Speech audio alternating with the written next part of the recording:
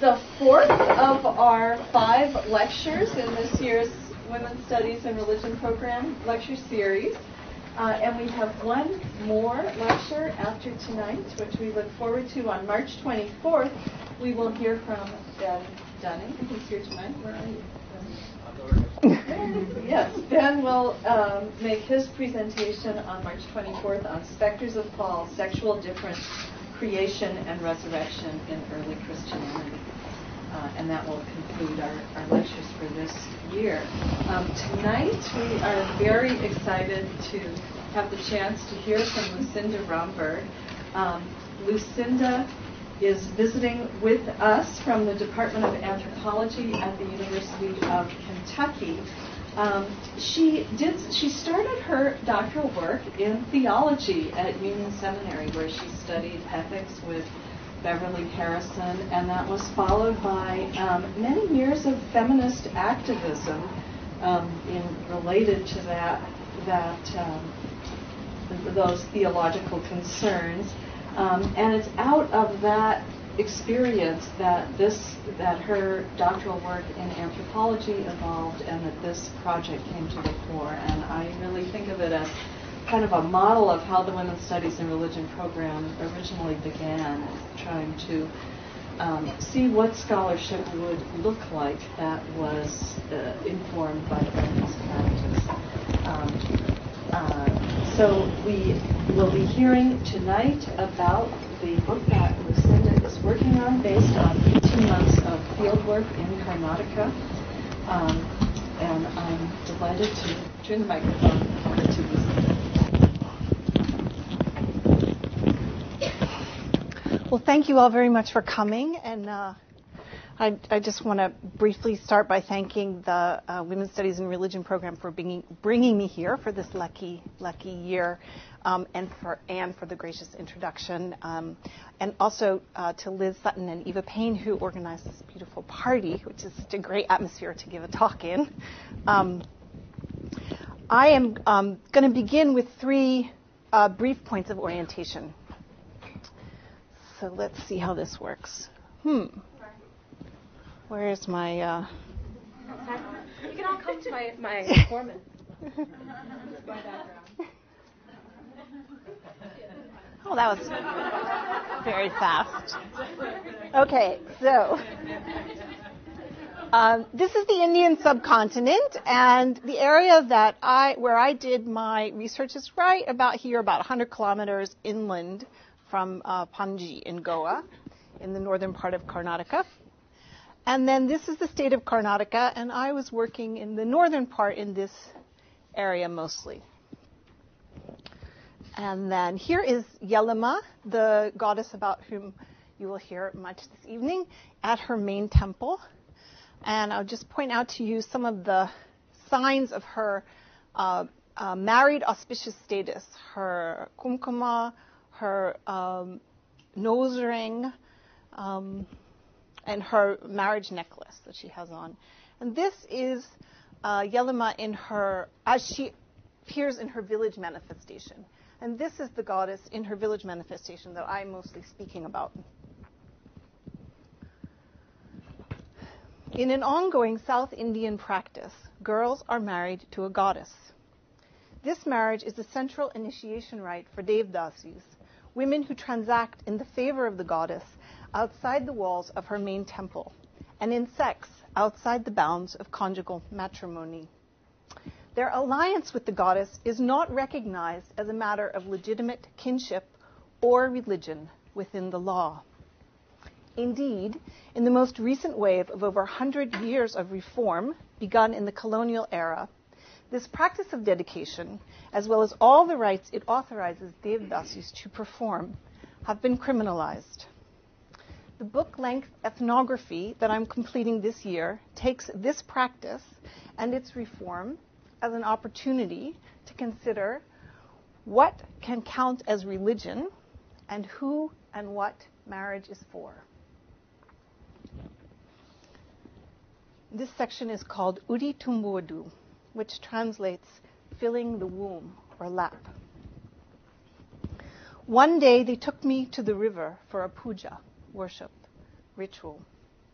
Maha Devi came to our door early in the morning saying, "Today we are taking the goddess to the river. Will you come along?"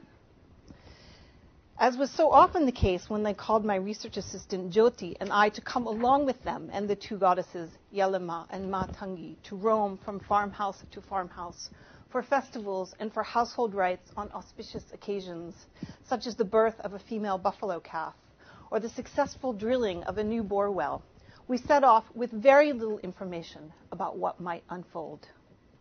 This time, for the festival of the river goddesses, we climbed into a flatbed truck trailing a big green tractor. Jyoti, the four Devadasis, Durgabai, Yamuna, Maha Devi, and Kamlabai, the two goddesses, assorted children and devotees from the village, and I. Along the way, a bumpy ride over pock-marked roads characteristic of this sugarcane-rich and infrastructure-poor district in northern Karnataka, I asked Maha Devi whose tractor we were traveling in. She pointed to the landlord farmer swaying in the tractor seat next to the driver and explained that he and his wife were without children, despite several years of marriage. So he had decided to sponsor the bringing of the goddess to the river.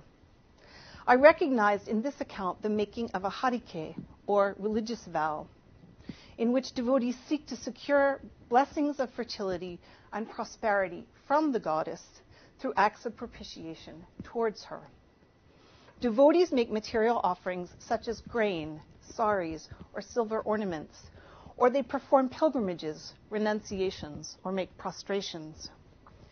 I came to understand such harike as exchange relations between devotees and the goddess. These relations are mediated through the bodies of Devadasis and the rites they perform. The banks of the river Krishna thronged with pilgrims from all the surrounding villages. Oxen carts were pulled into the flowing river alongside big green tractors, where farmers splashed water on the implements of their labor. Having bathed and finished their puja, people sat eating while children brandished their festival trophies, small plastic toys, and candy. After overseeing the carrying of the Devi to a clearing in the crowd and appointing someone to watch over them, Maha Devi told me to come with her and the other Devadasis to bathe, a ritual cleansing made in preparation for the bathing and ornamentation of the goddess. I followed Maha Devi, Durgabai, and Kamlabai to the river's edge, carrying a fresh sari to change into. While we immersed ourselves in the cool water, upriver from the oxen and tractors, stripped down to our petticoats and laughing at the pleasing shock of the chill, boys pointed and taunted from an overlooking bridge. The other women in our village party, all Gandulavalu, or conventionally married women, splashed their face, hands, and feet in a more modest version of the same ritual cleansing. Bathed and clad in fresh, if not new saris, we walked back to where the others from our village had gathered. And Durgabai and Kamlabai began to prepare the Devadasis for puja, worship. Kamlabai unwrapped the sari wound around the goddess Yelima, who sat in the middle of a brightly painted wooden basket.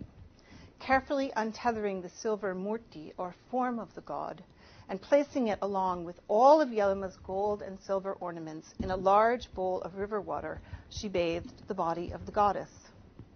After repainting her face, she wrapped the new sari given by the landlord to the Devi around her. Maha Devi then reached inside the basket into the lap, or womb, uri, of the Devi, and drew out a fresh coconut. Beckoning to the landlord's wife to follow her, she led a small procession, including 3 musicians, playing the instruments of Yelima, to the water's edge. There she dipped the coconut in the river, anointed it with scarlet kumkuma, worshipped it with fire, performed arti, and placed it in the curved fold of the sari silk the woman held outstretched from her body into her udi. When I began my fieldwork in 2001, I was not prepared to encounter Devadasis actively performing rites. But there they were, in villages and towns all over northern Karnataka, southern Maharashtra, and western Andhra Pradesh, across the central Deccan Plateau, where Yelima is the most popular deity, renowned for her capacity to cure as well as to afflict. Journalistic as well as scholarly accounts of Karnataka Devadasis describe the women given to Yelima as without significant ritual authority, captive to superstition, and exploited under the cover of false religion. In a characterization typical of the genre of this Karnataka Devadasi representation, sociologist Jogan Shankar writes, quote, the functional relation of Devadasis of the village with the local Yelima temple deity is very insignificant and symbolic only. I did not encounter these insignificant women of mere symbolic value. Instead, I met women who wielded significant ritual and ethical authority in their communities.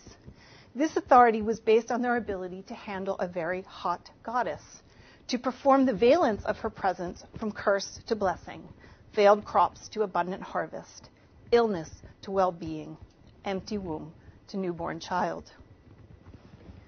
So I'm going to show you a few slides of some of these Yelima pujaris.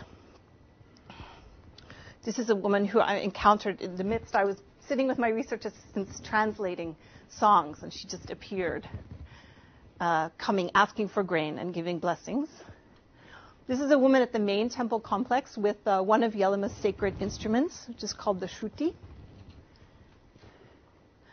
This pujari is at a regional temple, and she's the main pujari at this temple. And this is one of the women who, one of the pujaris in the village that I lived in, and so I worked very closely with her. And she's preparing small packets of sacred, of blessed turmeric to disperse to devotees. I just want to make a note about terms. So in the course of this paper, I'm using the term Devadasi, which is a pan-Indian Sanskritic term that covers an enormous range, variable range of practices that span from earliest dates vary, but say at least 1300. And the term that women that I worked with use locally, what they call themselves is joktis, or sometimes jogamas. Right, but for the sake of simplicity, in the context of this talk, I have stuck with the term Devadasis.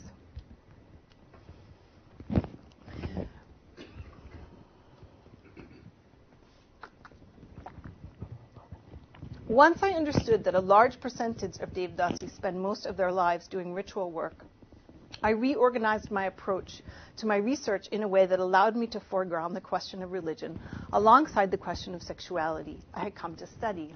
I wanted to ask, what are these practices that persist even as they are widely understood to have withered away or become empty of meaning and force in the world? Also, because I take the attribution of superstition, ignorance, and poverty to be stigmatizing rather than explanatory, I asked, how do families who give their daughters to Yelima account for this decision? These became my basic research questions. Why do families dedicate their daughters? What kind of sexuality is this? What kind of religiosity is this? In this talk, I offer some answers to these questions, answers that altogether over 2 years of field research and several more of analysis have brought me to. My comments here in this talk divide in 3 sections. First, I will talk about what I have come to understand as the effects of kinship of the god with the goddess. That is, what kind of people does marriage to the goddess make these women into? Secondly, what can we learn from contemporary reform about modernity, the reform of Devadasis? What does that teach us about the modernity of sexuality and religion? And then finally, and briefly, something about the implications of this whole story for scholars for whom both the categories of sexuality and religion are important. This is a young, dedicated woman. And you will see that the woman who's sitting next to her is tying red and white beads around her neck. This section is called Tying Beads. I begin with an account of the tying of beads given by a brothel-based Devadasi in Pune, herself a guru or elder among the community of women and feminine men, or Jogapa, gathered there in the name of Yelima. So another aside note is that boys as well as girls give themselves or are given to this goddess. In the context of this paper, I'm not talking about the male women or jogapas, as they are called locally, because they are not subject to reform, which is an interesting fact all by itself. But I'd be happy to talk about them more in the Q&A if people are interested. A second point is that a character who will turn up in this quote I'm about to read is a sage or a god named Jamdagni, who is widely understood to be the consort of Yelama. So this is drawn from field notes taken in 2002. I'm sitting in an urban clinic specializing in the treatment of sexually transmitted diseases, talking with a Devadasi in her mid-50s and the medical doctor who runs the clinic when there's sufficient funding to open it, which there is not at the moment. In a break in the interview, they begin discussing how to come up with the funds to have free government condoms transported to the area. It's dusty and quiet in the empty clinic, but our conversation is animate. Kamla is a leader in her community, highly respected for her work as an HIV peer educator. She has lived and worked in the same lane in the market area of this city her entire life. In that lane, she built her own house and a temple to Yelama. She's very proud of her daughter, a properly married paralegal. We have been talking about the relationships between gurus and disciples, or chelas, among Devadasis and Jogapas, and the ritual cycle which orders the household and public rites that they conduct in the name of Yelama. I ask who ties the beads. The guru, she replies, adding, if you want to get into this family, you must tie muttu, beads, for the Devi. If someone comes to me and asks, I will tie beads on the disciples. It's a marriage.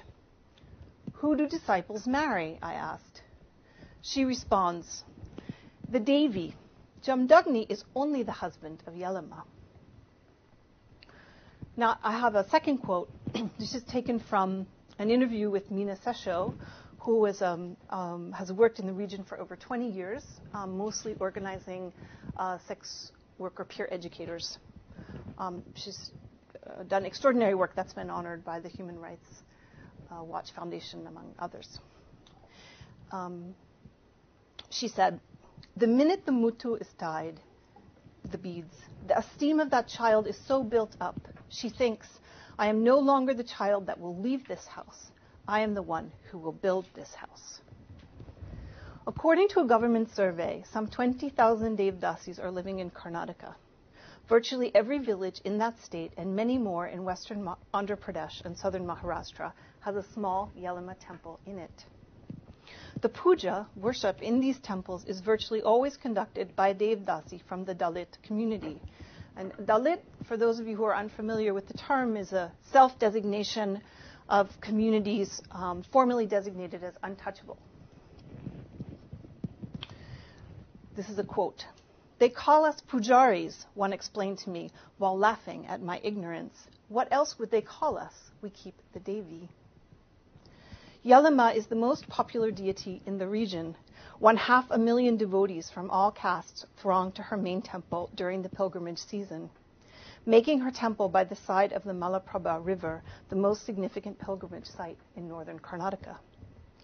Devadasis enact household, temple, and festival rites in their communities. They accompany the Devi wherever she goes, play her instruments, and sing devotional songs, or bhajans, in the households of Dominant Caste, Lingayat, land-holding farmers, and at public gatherings. At Yelama's main temple, Lingayat, that is Dominant Caste men, conduct her puja. That is, they are the pujaris. But in towns and villages across the central Deccan Plateau, Dalit Devadasis do. Although not all dedicated women act as pujaris, in the villages of northern Karnataka and in provincial and urban red light districts extending as far as Bombay, many Devadasis are still active as performers of rites.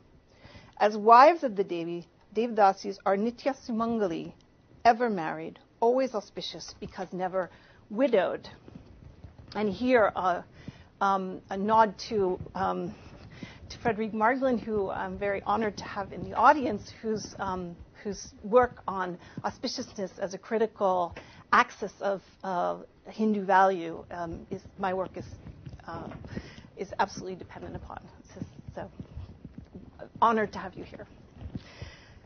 Okay, so here I'm going to show you some of the women I worked most closely with in the course of the conduct of these rites I'm describing. So these are annual seasonal rites they call Fere rounds, where they take the two goddesses, here they are, Yelima and Matangi, and they go from farmhouse to farmhouse to farmhouse, singing songs, giving blessings, asking for grain. And this is Maha Devi, who you already heard about a little bit, who's in the front. Here they are in front of a farmhouse, and these old tied up bits of sari are full of grain. They generally get more grain than they can eat. They sell the extra grain. This is a farmer greeting Yelima, who's come to her house. It's a very auspicious occasion to have the goddess come to your house. This is her offering to the goddess: rice, asari, fruit, flowers. And this is the pujari. This is Maha Devi, filling the lap, the udi of the Devi with the farmer's offering.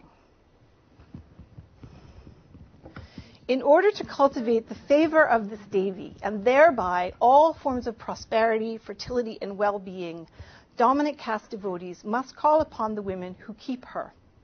Devotees transact with Devadasis. They give the fruits of the harvest, new cloth, and money, and receive the mediated presence of the Devi. One of the everyday ways the logic of this economy was evident to me was in a verbal exchange between devotees and Devadasis over prestations. Maha Devi, a woman I came to know well in the 9 months I lived in her village, was not shy in the face of Lingayat devotees of Yelima. "Give me some more millet," she challenged, looking at the farmer who had just poured a measure of the unhusked, newly harvested grain into her outstretched cloth. He replied, "Tell her," meaning the Devi, "to bring more rain, then we can give you more grain," responded the smiling farmer as he poured another measure into her cloth. To the extent that these forms of material wealth, grain, cloth, money, are seen to be themselves the result of the Devi's favor, they are perhaps more properly described as being returned to her in the medium of prestations to the women dedicated to her. Dedicated women who conduct the rites of Yelima as their main occupation reported to me earning enough to sustain themselves, and in several cases, the extended networks of kin that they headed. Dedication, like Hindu marriage, is achieved through the tying of a necklace. Made of distinctive red and white caste beads called muttu, this marriage necklace is worn only by those dedicated. The natal family typically bears the expenses of the dedication, which is generally conducted by an elder Devadasi acting in her priestly capacity. Karnataka Devadasis come from landless or small land-holding Dalit families, eking out subsistence in an area prone to drought and largely dependent upon dry land agriculture. Typically, only those families with Yelima in them dedicate daughters. That is, this is a kin-making practice that extends over generations. Often dedicated to ensure the continuation of a line of descent in the absence of male heirs, they are entitled to inherit land, to pass the family name onto their children, and to function as head of an extended family. They fulfill the obligations and claim some of the privileges of sons, including fixing marriages and making payments for jobs for the children of their sisters.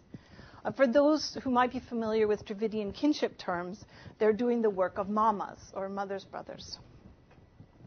They remain primarily attached to their natal families, usually dwelling in the same household with them throughout their lives, or in the case of many of those who migrate to work in brothels, returning to the villages they call home regularly for festivals and for family occasions, and at the end of life to retire. Once past puberty, many of these young women begin exchanging sex for means of livelihood, either through a local system of patronage by a higher caste man or through brothel-based sex for cash transactions. While between a third and half of all those dedicated work or have worked in brothels, many, if not most, spend their entire lives residing in their natal villages, where they usually take a patron. Patrons are usually otherwise properly married men of a higher caste. Like conventionally married women, village-based Devadasis generally maintain lifelong exclusive orientation towards one man, rely on that man for at least some means of material support, but do not take cash payments for sexual acts. Unlike conventionally married women, who leave the natal home to become part of the husband's family at the time of marriage, Devadasis remain with their natal family. This ongoing attachment to the natal family is typical among brothel-based Devadasis. However, they are not monogamous, finding cash for sex transactions to be more lucrative than patronage relations. In my analysis, marriage to Yelema has three principal effects. 1. It withdraws daughters from the conventional patrilineal and patrilocal marital economy.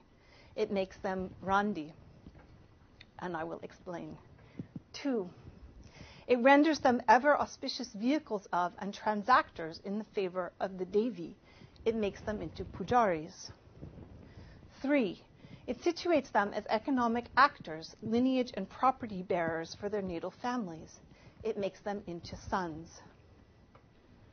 I'll say a bit more about each of these effects, but first I want to make two overall points about them. First, they are inextricable to each other. Indeed, this inextricability is a general feature of marriage as a form. For instance, the disposition of a married woman's sexuality is tied to the economic claims she can make on her husband. Secondly, taken together, these effects make sense of why families have given their daughters to Yelema. Daughters are given whether to mortal husbands or to the goddess to form productive alliances. But when they are given to men, the wealth they produce in the form of children, earnings, contributions to household labor, that wealth flows out of the natal family, whereas when they are given to the goddess, this wealth accrues to the natal family. On the basis of this analysis, I argue that rather than discarding their daughters, as the ubiquitous selling girls into the brothels of Bombay narratives go, families are increasing the value of their daughters and holding on to them. Please note, this is not to dismiss well-placed concerns about the difficulty of the lives of dedicated women. It is, however, to situate that difficulty, or the exploitation, as many would frame it, within kinship.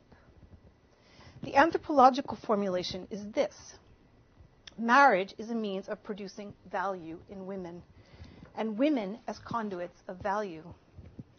Both sacred marriage and conventional marriage animate sexual economies, in which female sexual capacity, or the potential for pleasure, reproduction, auspiciousness, and earning, is put to work for the family. Okay, so, excuse me, a bit more about each of these. The term randi refers to both widows and prostitutes. Kittel's dictionary offers the following, quote, a widow, a slut, a whore, an adulteress. I translate rande as untethered woman because the structural feature that widows and whores share is that they are not contained by marriage. Their sexual propriety stands in question. Every year at the full moon festival of the Randi Hunimi, the widowhood of Yelema is celebrated. Her wives undergo the rites of widowhood with her, as her.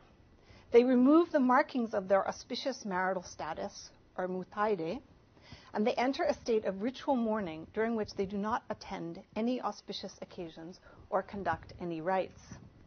The symbolism of this festival in the context of agronomic everyday life is unmistakable. Fertility is gone from life. The fields lie fallow.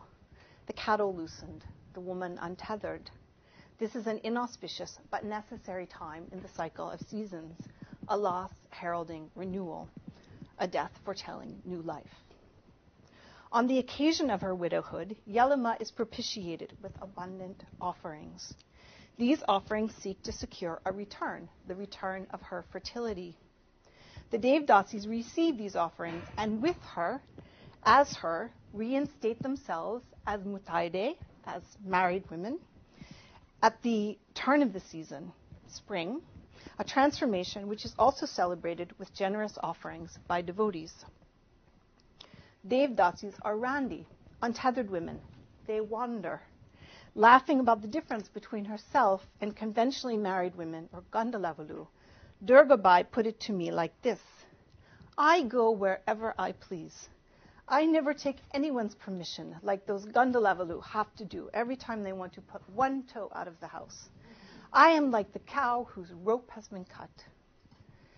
In central Karnataka, women dedicated to Yellamma and other similar goddesses are often called Basavi, which translates literally as female bull. This term communicates a play on gender. She is a bull. Her sexuality is masculine. She roams the village. A bull that has been dedicated to a deity is not tethered. He is allowed to wander the village, take what he likes from the fields. As women dedicated to the Devi, Devadasis claim this right for themselves, gathering fresh vegetables from the fields they wander through on their way to farmhouses. Not all landholding farmers appreciate this incursion by sacred cows and women into what they consider their private lands. According to Devadasis, such stinginess will be met in kind by the Devi, whose blessings they do not hesitate to withhold when they feel someone is not worshipping Yellamma properly. They might stall the scheduling of a household ceremony or bypass a household when on rounds. In order for the flow of auspiciousness to proceed in such a household, the devotee would have to resume the proper worship of Yellamma by making offerings that Devadasis receive on behalf of Yellamma as her wives.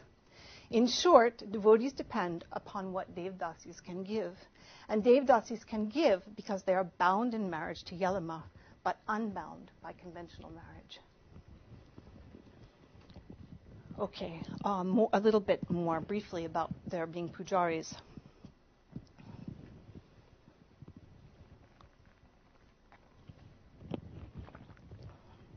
Yamuna, the most respected Yellamma pujari in Nandipur, as I call the village I lived in, described the relationship between their marriage to Yellamma and their duty as pujaris in this way.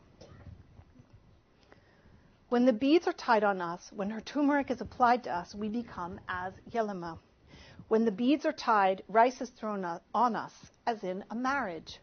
The pujari ties the Mangala Sutra, the marriage necklace, the beads. Turmeric is thrown in her name, and she becomes our father, mother, husband, everything. This is how we become like Yellamma. If a devotee is not able to bring the Devi to his house, he invites 5 of us, because we are regarded as Yellamma. Sons. As I describe, Devadasis are also sons, persons endowed with the obligations of sons whose lineage position and entitlement within the kin network are reckoned as a son's is. In the formulation of one dedicated woman, quote, I don't have any male children. With this in mind, I left my daughter. She will come to leave water before I die. I was tied to take care of my mother's property and to continue her light.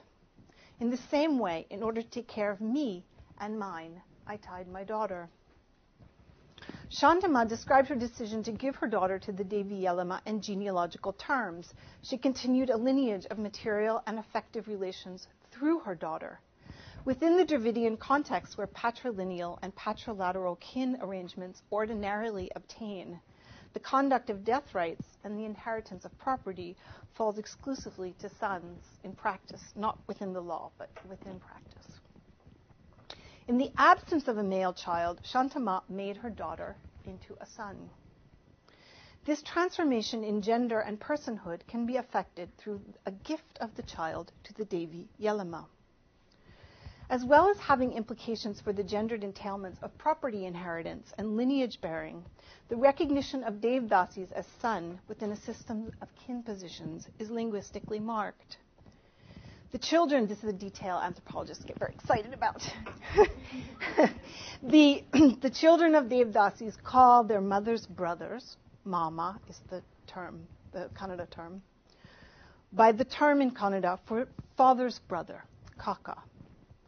These terms mark a distinction between matrilateral and patrilateral kin, mother's side, father's side kin, essential in a society in which cross-cousin marriage is ideal and parallel cousin marriage is taboo. So my mother's brother is ideal husband for me. My father's brother is taboo, incestuous.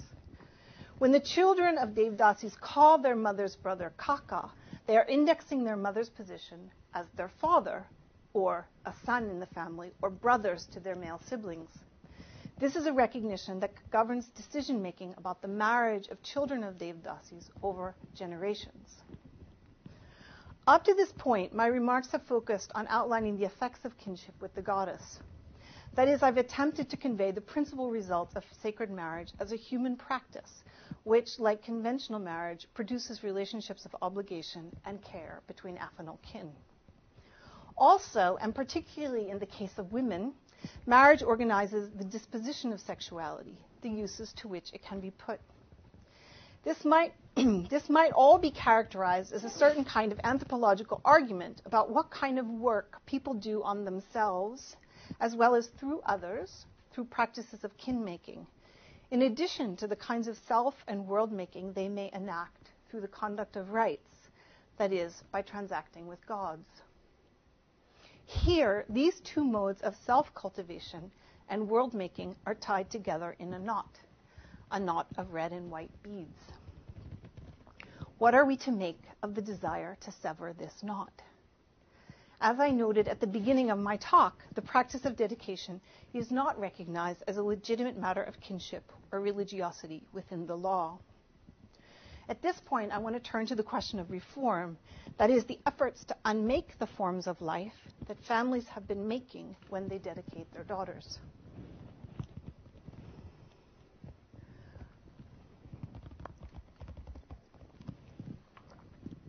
And so you see, this is an image very like the one I showed before of the young dedicated woman with her filled udi. And we see the law.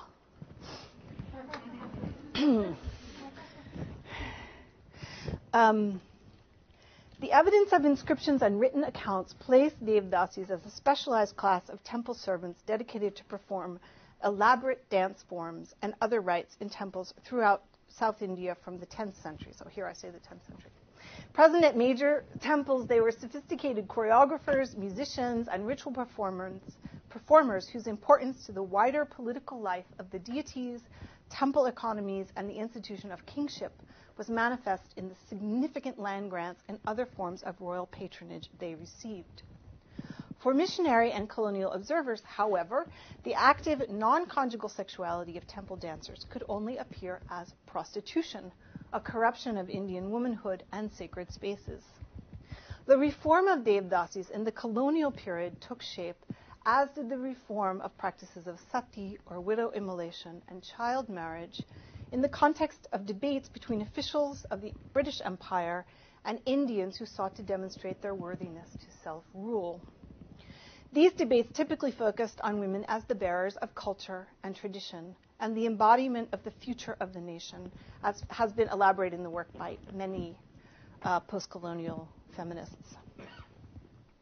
As I elaborate below, even as they enact a radically different organization of sovereignty, post-colonial projects of Devadasi reform reiterate concerns about the status of women in relation to backward practices and national character.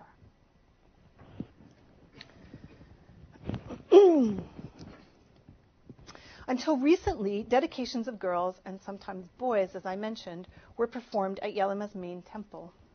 In the 1990s, as the result of pressure from reformers on the government to enforce a 1984 law criminalizing dedications, as well as the significant pressure of police and reformers during the pilgrimage time, dedications are now mostly performed quietly in out-of-the-way places.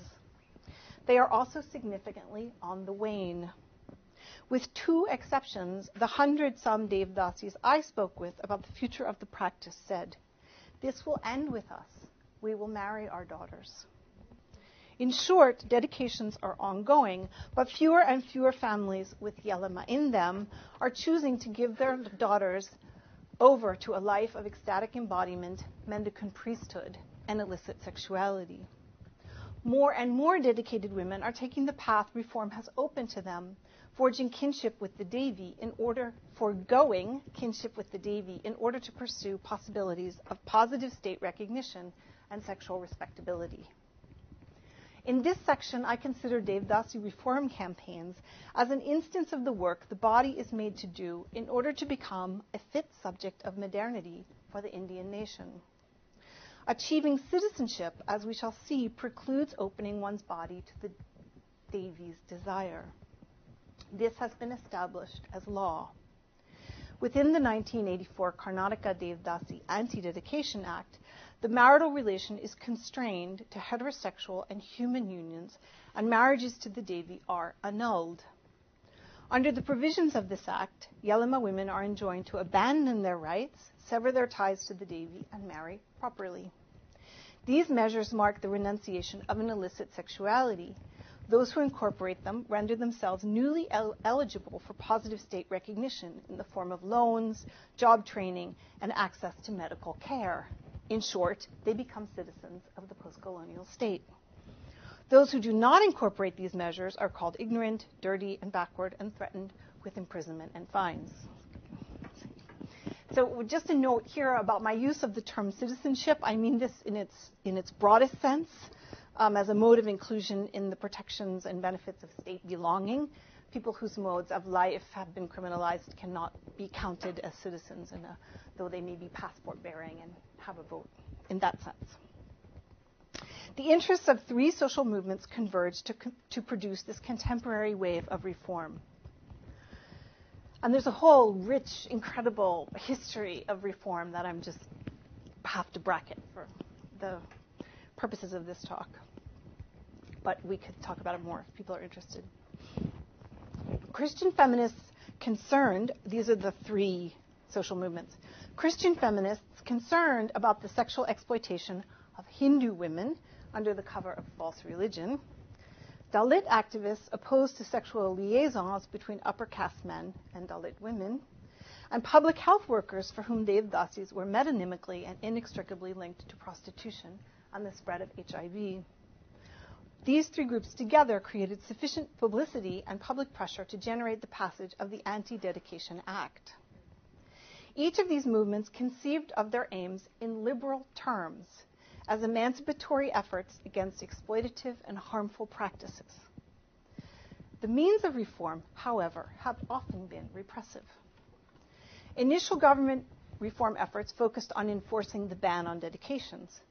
According to the police inspector stationed at the main temple complex in the mid-80s, this involved not infrequent violence.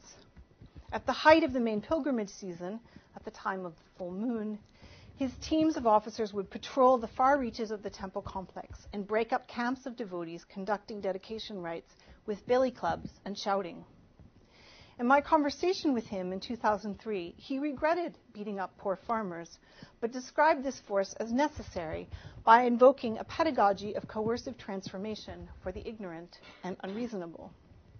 This is the only way they will learn, through violence. Otherwise, they won't understand. This sometimes violent enforcement of the ban was accompanied by rehabilitation schemes promoting tailoring, animal husbandry, basket making, and so forth, as alternatives to ritual and/or sex work. Widely acknowledged to be ineffective, these economic rehabilitation schemes have mostly been abandoned in favor of an approach which more directly cultivates a new subject position, that of the ex-Devadasi. In the early 90s, the Karnataka Women's Development Corporation subcontracted with a large development NGO to start a new kind of campaign. The architects of this campaign, whom I interviewed in their Bangalore offices, determined that in order for the Devadasi system to be eradicated, the auspicious status and earning power of these ritual specialists would have to be eliminated. They mounted a major education campaign and recruited young Dalit men, often the sons and brothers of Devadasis, to paint posters in bus stations and to put on skits communicating the social evil of Devadasi dedication and the criminal penalties which might be imposed for practicing any of the rites. This campaign created incentives for change, as well as mechanisms for surveillance and reporting that extended into the smallest village community. The primary agents of these mechanisms are ex-Devadasis, women who have refashioned themselves through renunciation of their dedication and participation in reform. They are warned, and in turn warn others to break their beads, to throw them in the river, to stop roaming with the Devi, playing sacred instruments, singing devotional songs, and asking for grain, to stop all practices of divination and possession, and to cut any matted locks of hair. Just one of the signs that a Devi has chosen someone is the appearance of a lock of hair, matted lock of hair. Ex-Devadasis now throng the temple at the height of pilgrimage season, dressed in uniformly navy saris, sporting visored caps befitting the policing function they have come to serve. They pass out flyers detailing the band rites and threaten those who would dare play the sacred instruments of Yelama with arrest, imprisonment, and the imposition of fines. One of the condemned practices is the giving of grain. So here I'm just showing you a few of these. These posters are ubiquitous. Every bus station, every temple, down to the smallest village, you find them everywhere. So you see here, these are devotees. This is a fan with grain. Here she is collecting the grain. Notice the difference in the comportment, properly fixed hair. Here we have wild matted hair. And again, this is the same type of image. And this, X through the wrong, bad practice is very common. This particular poster, you can see, I think, here's don't play the Shruti. This is don't practice divination, no dedication. This one was in the village I lived in. So a small village of 5,000 people. So they're everywhere. And let's see. Here we go back to this woman. Okay. A radical and violent refashioning of the sexuality and religiosity of the body is at stake in these campaigns. Devadasis may renounce this possibility of kinship with the goddess, the embodiment of Shakti and auspicious Shakti of female power, the power of the goddess, and auspiciousness, and undertake this refashioning voluntarily as a modern subject of reform, or be forcibly subjected to it as an object of reform. Subjects of reform get access to state-sponsored micro-lending programs and new forms of respectability. Objects of reform are disciplined by state power, threatened with fines and punishment. Within the logic and practice of reform campaigns, a religiosity organized around the cultivation of all forms of fertility and prosperity and the warding off of affliction is characterized as false, and the milder devotional practices consistent with Brahminical Hinduism, upper caste Hinduism, are upheld as true. Reform campaigns seek not only to rehabilitate Yelama women, dedicated women, to enforce and incite new modes of bodily comportment among them, modes which correspond to norms of femininity and domesticated sexuality.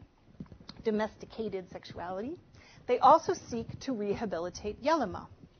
Within discourses of reform, she is figured as a goddess who neither claims nor enters the bodies of those she desires, nor does she become angry if she is thwarted, but rather is a Devi who merely requires a devotional and chaste orientation of the heart.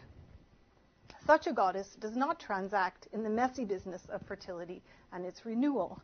She has no udi, she has no sex. More precisely, her udi is not open to the world for filling. Her sex is only for her consort, Jamdagni, who, it turns out, as the pamphlets widely distributed at the main temple complex describe, has secured from her a vow of chastity. The sexuality of religion. Much of this is by now an unsurprising story about the normalization of religion and sexuality within modernity as privatized and interiorized aspects of the self. By way of closing comments, I want to return to the two questions I raised at the beginning of the talk.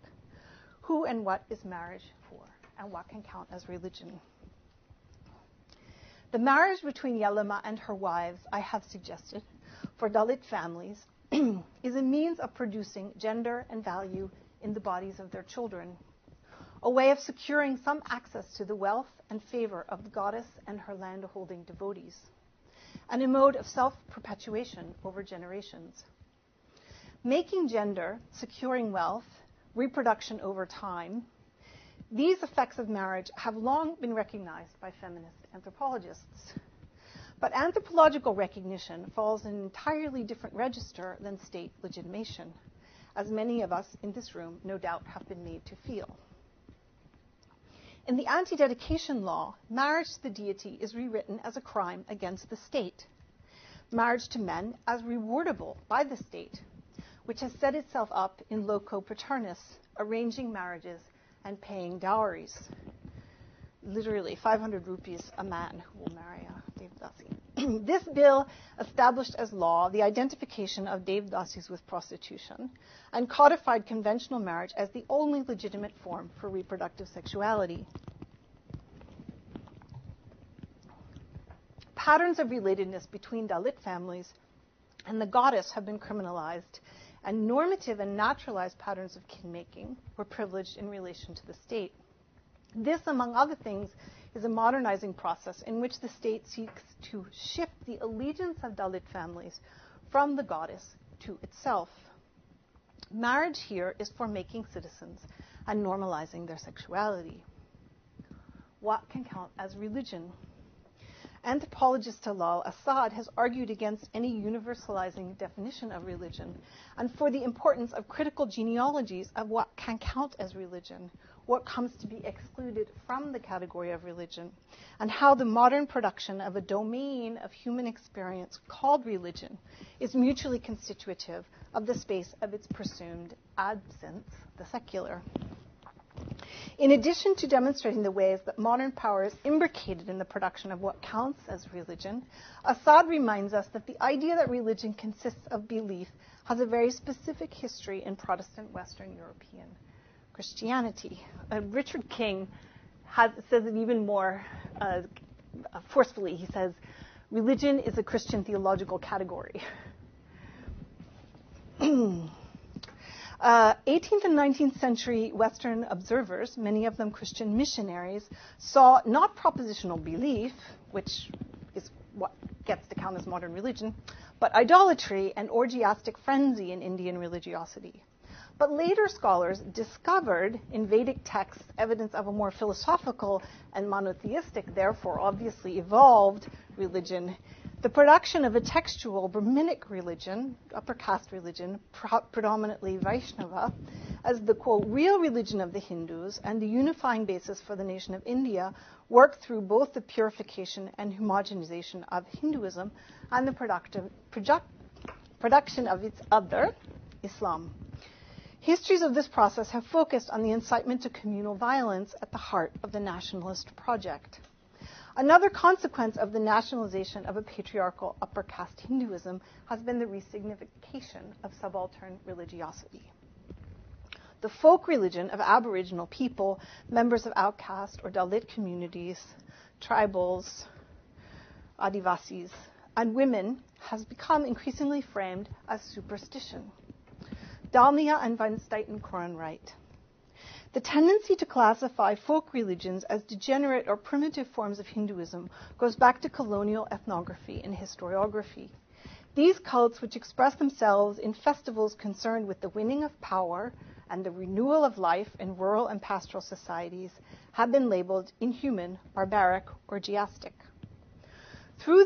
Though these cults are still full of vitality in more remote areas, the urban drive to eradicate superstition and to render Hinduism respectable on all levels of society is penetrating rural areas and interfering with these folk traditions. Today, they are mainly eroded by universalizing global aspirations of Hinduism. The production of Hinduism as a world religion unifying the citizens of India has implied and sometimes juridically enforced new norms of bodily comportment for relations to gods and spirits and the state. The shift from marginal religion within Brahminical reckoning, that is center to margin, to false religion within the Protestant Christian framework of the British has had enormous implications for subaltern religiosity. In the case of Karnataka Devadasis, it has meant that it has been possible for the state to criminalize the rites and practices belonging to them and surrounding Yalama without raising any concern or outcry whatsoever about the violation of religious rights. Finally, what do I mean by invoking the sexuality of religion? In what sense can religion be said to have a sexuality? In the case of the religiosity under description here, it not only has a sexuality, but this is precisely the problem with it, the grounds for its eradication. Sex has no place in religion. In fact, if sex is mixed up in that religion, well, then it must not be religion. Now, all of this is familiar and consistent with modern and secular presumptions about the domains of human existence as discrete from each other, politics from religion, for instance, as well as the privatization and interiorization of both sex and religion. This logic, in my experience, I've lost a page. Okay.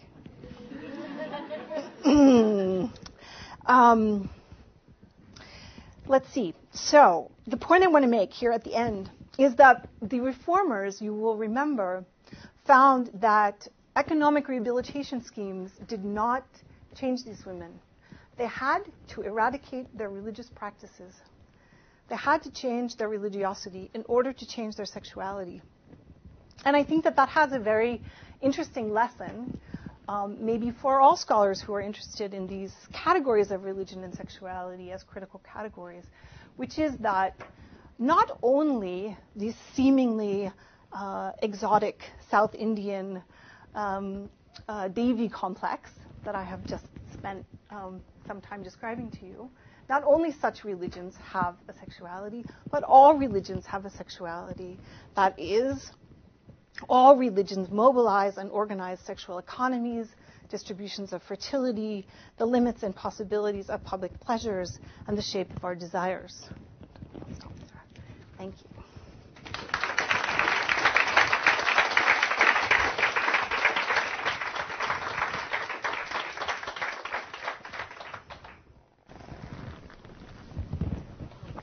Questions, responses are welcome. Yeah.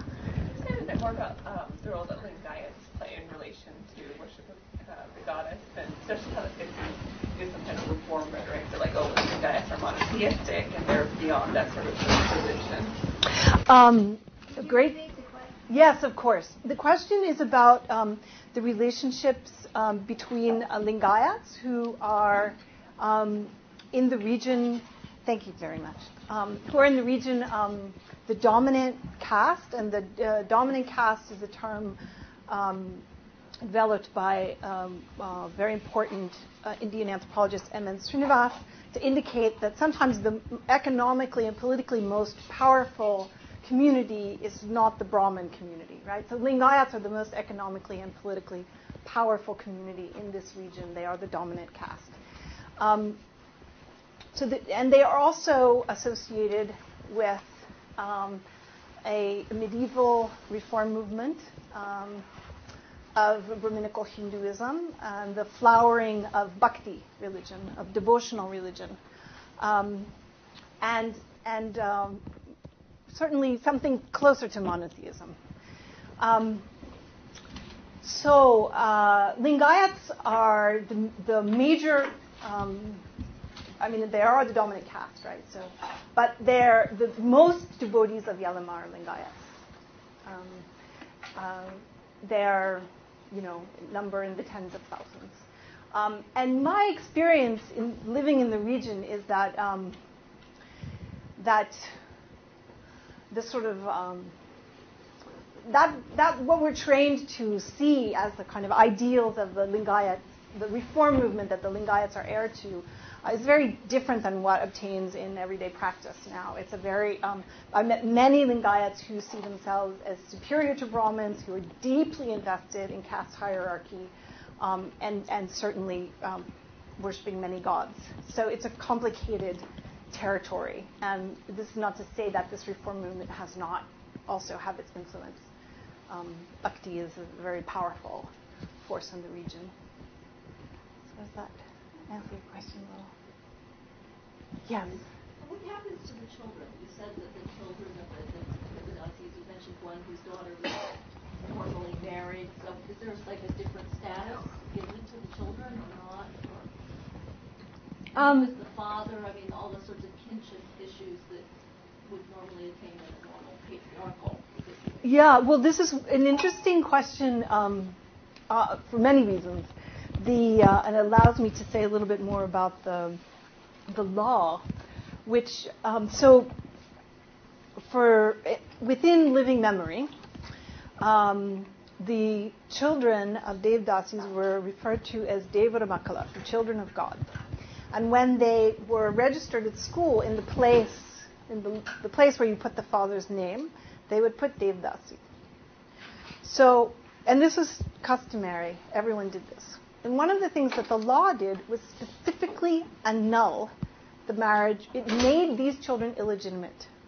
They were not. But under the law, they became illegitimate.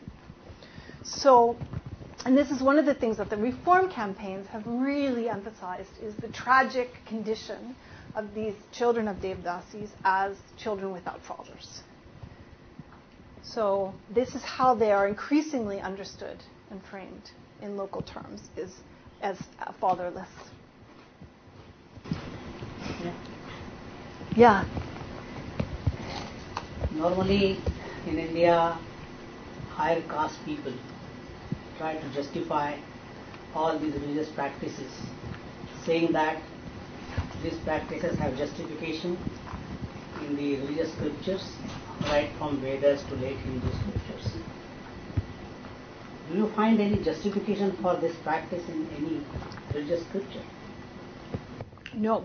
If there were justification for this practice in religious scripture, then it would have a altogether different status, right? Because this is, as we know, because of the ways in which the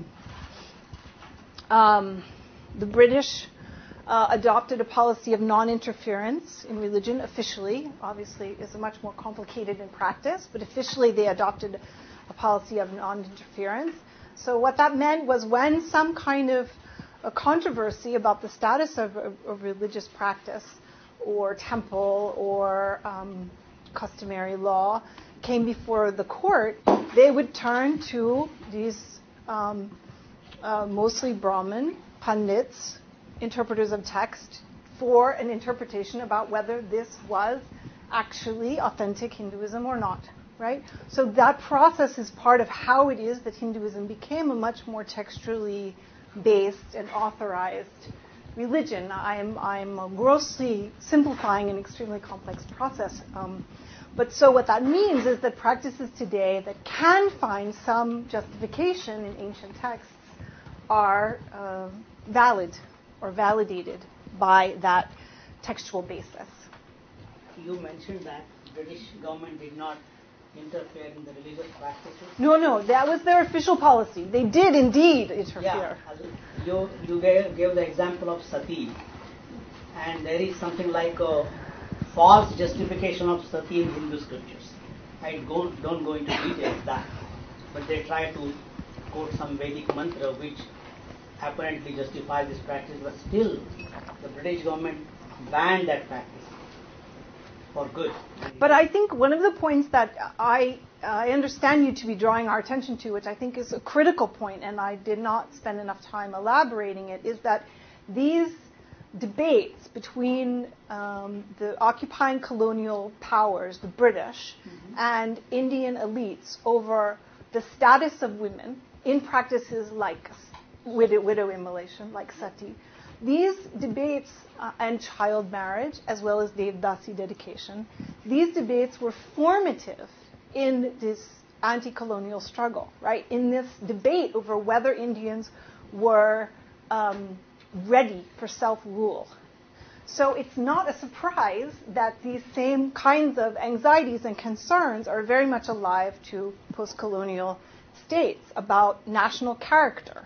That is, what do these practices say about the status of India as a nation, about the status of Hinduism as a religion? These anxieties are very much alive to this day. And I would argue, and many people have argued, that they are so alive is a very powerful colonial history. Yeah. Oh, sorry. Yeah, in the red. And then. I read an article about Devadasis about a year and a half ago in the New Yorker, yeah. And it presented an extremely different picture than the one you're presenting, and focused particularly on the spread of AIDS and other sexually transmitted diseases, and also focused particularly on the poverty and lack of rights or access to medical care that Devadasis have.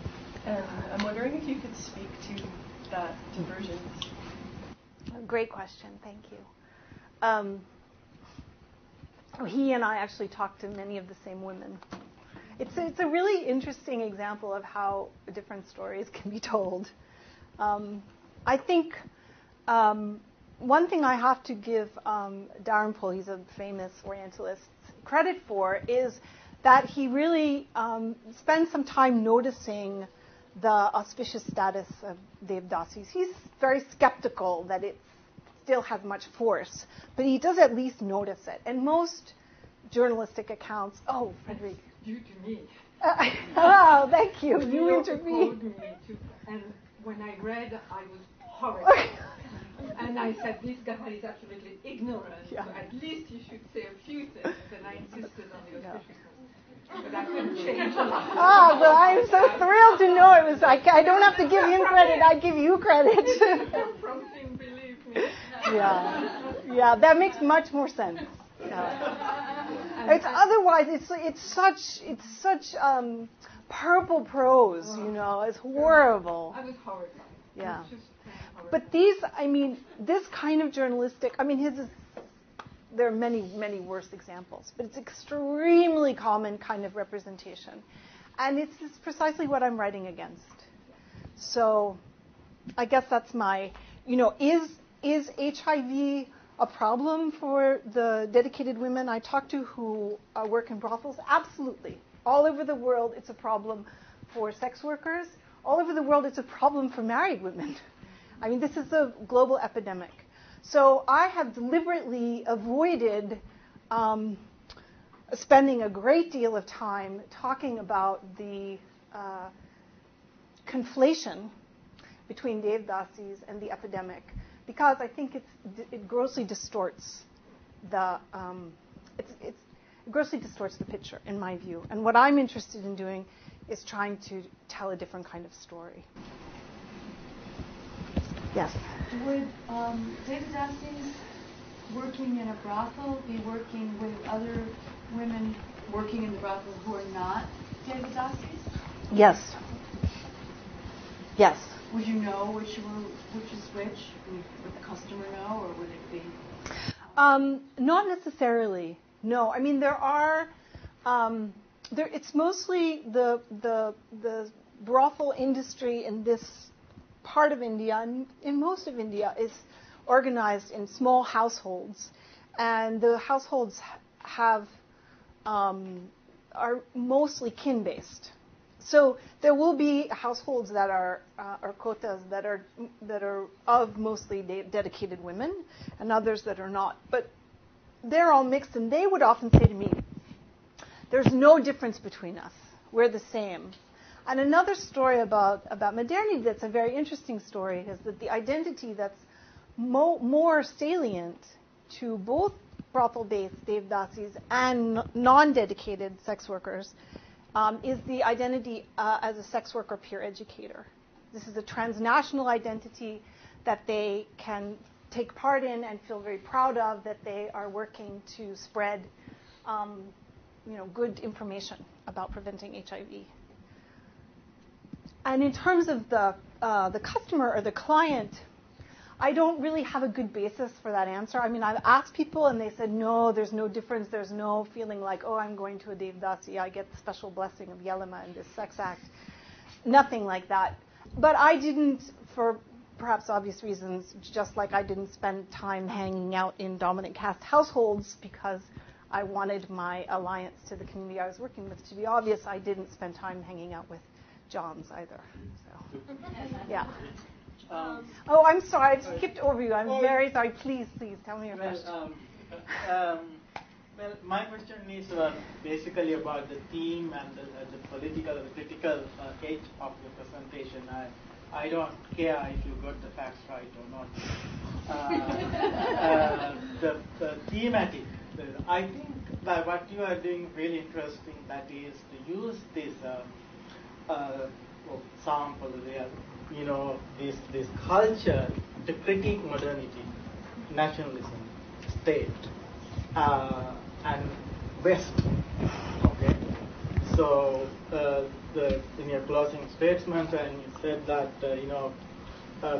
here the modernity and West and colonialism and the state, everything idealized and hegemonized, monogamous, nuclear family. But there are other ways of organizing sexuality, economy, and sometimes they may be pre-modern, but in terms of the structure, you look at closely, even in your presentation, they are more postmodern, than modern monogamous nuclear family. So I like you to say a little bit more about when you say you ended in other religions might have these kinds of cultures hidden, overlooked, marginalized. Do you have any comparative examples of? Well, I take great inspiration here from the work of Marcel Altos Reed, and in particular her book, The Queer God, A Queer God, The Queer God, The Queer God.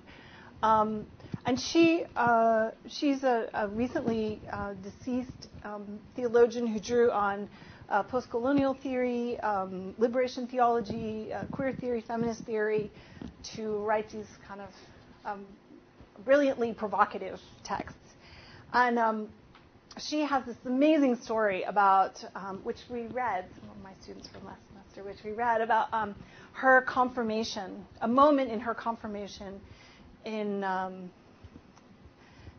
this is like the 60s, the 50s in Argentina. Right, Mark? Am I okay? And so she is to go and kneel before the priest to take her blessing. And boys are supposed to kneel directly in front of the priest, and girls should kneel to the side of the priest. And she just kneels in front of him. And she's reprimanded. And she then later in life as a theologian, she reflects on this experience as this extraordinary lesson in the proper organization of gender and sexuality, the culture she was being raised, in this moment of the blessing, right? And then she very scandalously goes on to say that the whole blessing, the whole moment of blessing, is of course organized around the place of the priest's penis. And it's okay, in fact, it's desirable for young boys to be right in front of the priest's penis, but girls should be to the side. And now again, we have this whole organization of how sexuality is supposed to be dispersed properly in relation to gender. So the point, I think it's clear, is that she is taking this, seemingly very benign, here's the priest putting his hands on the head, right? What has that got to do with sexuality, right? But she uncovers how the whole thing is deeply informing all kinds of structures of desire and normative conceptions of what the proper order of gender and sexuality are. And then she points out, which I think is so fabulous, of course, it's not only that we're not supposed to notice that everything is organized around the place of the priest's penis, but of course the priest has to have that penis or he can't be a priest, right? So, I mean, this is one example that I take great inspiration from, and she's, as I tried to do, she's taking the publication from queer theory that the organizing terms and concepts that we use to think about sexuality should not just be applied to queer objects and subjects, but should be applied to everything, all of life. That is, that we are looking for improper objects, right? Not just proper objects. And so in that sense, I don't think I could have understood I couldn't have told the story I told today if I weren't thinking very closely about the sexuality of religion in addition to religion itself, right? And so I take from that the notion that this is something that can be productive for many of us, and even perhaps more so in the cases where we're working in religious contexts or traditions where there seems to be no sexuality, but of course, as we know, it's always there somewhere for the Before I go, with one comment about textual legitimization Thank you. of practices. I'd like to bring this in because when I was resource in women's studies over 30 years ago in this very building, upstairs where there used to be the library, there was a visiting religious leader of a very well-known Bhakti movement in Vrindavan, Srimad Goswami. Some of you know him. And we were reading his lineage text, old text, by, I forgot the first name, it was Bhat. I remember it was Bhat. And I remember, because I was trying to learn Sanskrit. I really dominated me there, but made an effort. And we were, or for me, it was very painfully going through the language.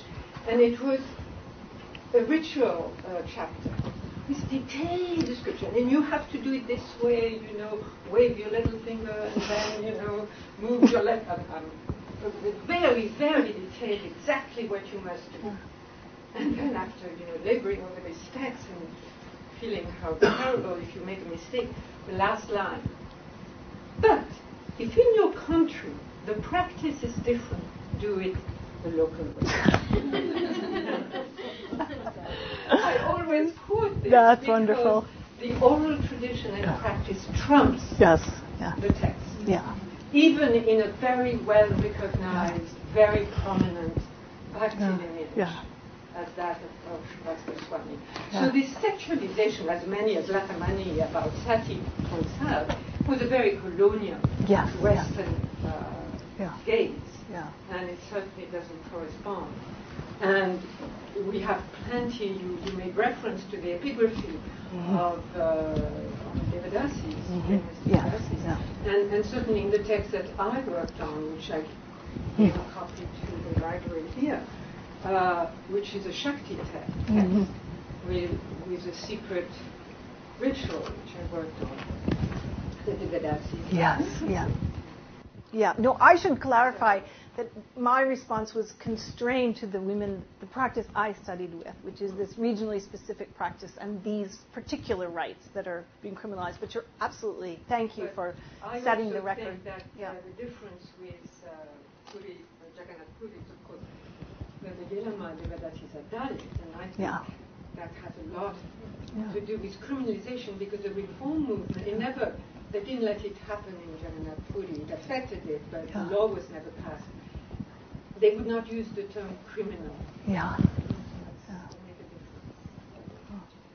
Anyway, to congratulate you. Thank you. Great. Thank you. Thank you, my guru. Thank you.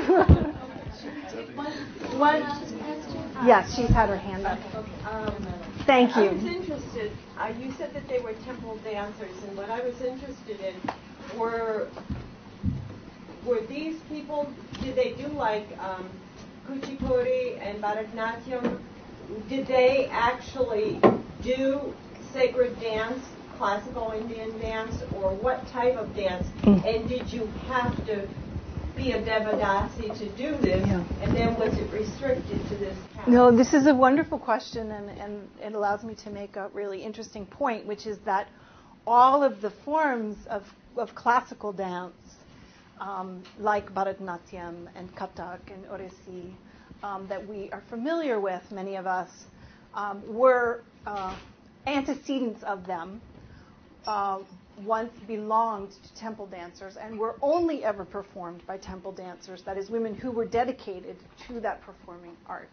And one of the things that happened in the colonial period is that those dance forms were appropriated from those particular women and communities and classicized, purified, and nationalized for Indian culture. Right, but what I'm saying is, in this community, did they transmit those dance forms? Did these women that you In the women that I studied, have never been associated with a particularly elite form of performative arts. They do sing bhajans, they play instruments, they tell extraordinary stories, and those traditions are carried on in their families. But yeah, I mean, when the lineage goes, the arts are going as well. So then does the dance come in other parts of the country and with other castes, women of other castes? In terms of the elite forms, yes. And that's why I'm asking the question is it would just be in a different community with a different caste class? In terms of the elite forms, yes. Oh, yes. Yeah. This has been wonderful. Please join me.